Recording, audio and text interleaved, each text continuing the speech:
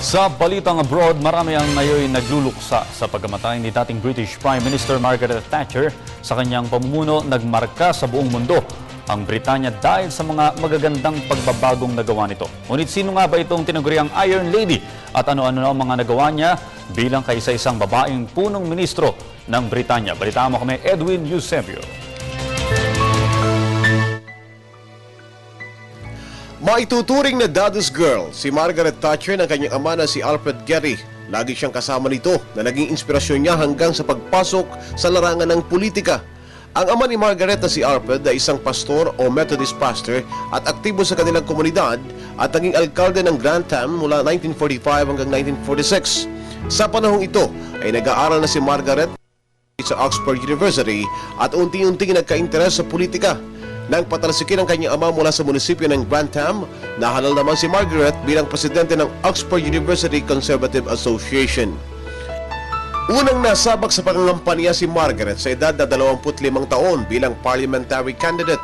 Nakita ang kanyang potensyal ng pagiging leader sa party conference na ginanap sa Wales at sinuportahan siya ng kanyang mga kasama at inilaban para sa Labour seat sa Dartford sa edad na 25 anyos. Bagamat kapwa natalo siya sa general elections noong 1950 at 1951, tumatak ang kanyang pangalan sa Labour majority at nakilala siyang higit na leader ng partido. Dahil sa kanyang ikalawang pagkatalo sa politika sa Dartford, natuon ang pansin ni Margaret sa kanyang manliligaw at nagpakasal si Margaret kay Dennis Thatcher.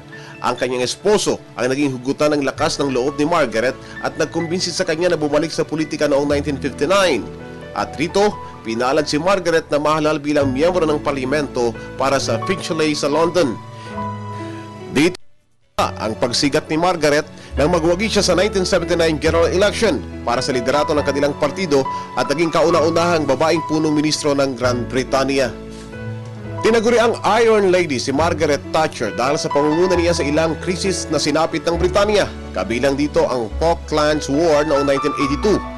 Mabilis ang naging aksyon at pasyon noon ni Margaret na makidigma sa Argentina matapos na sakupin ng huli ang South Atlantic Territory ng Britanya. Ang mapangahas na aksyon ni Margaret Thatcher laban sa Argentina at pagtulisan niya sa Soviet Union ang naging dahilan para bansagan siyang The Iron Lady na tumatak na hanggang sa kanyang huling hininga. Nalagay rin sa peligro ang buhay ni Margaret Thatcher nang pasabugan ng bomba ang Brighton Grand Hotel kung saan dumadalo siya sa isang pagtitipon ng Conservative Party kung saan 5 taong napatay. Nakita rin ang pagiging malapit ni Margaret sa mga obrero nang mismong siya ang magtungo at makipagdialogo sa mga minero na nag-aklas noong 1984, subalit di siya pinakinggan ng mga ito na naging dahilan para magsara ang may 20 coal mine. Mawala ng trabaho ang may 20,000 mga minero bagamat naging mainit siya sa mga katunggali niya sa Britanya. Nakita rin ang pagiging malapit ni Margaret sa mga obrero nang mismong siya ang magtungo sa at makipagdialogo sa mga minero na nag-aklas noong 1984. Subalit di siya pinakinggan ng mga ito na naging dahilan para magsara ang may 20 coal mines at mawala ng trabaho ang may 20,000 mga minero. Bagamat naging mainit siya sa mga katunggali niya sa Britanya, naging malapit at dumami naman ang kaibigan ni Margaret Thatcher sa ibang bansa. Dahil sa pag-ayaw niya sa prinsipyo ng komunismo, naging malapit na kaalyado ni Thatcher ang noon na US President na si Ronald Reagan.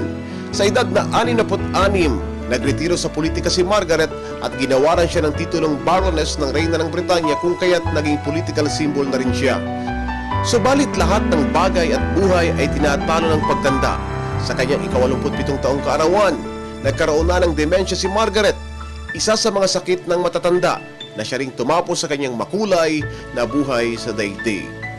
Para sa Telebisyon ng Bayan, Edwin Eusebio.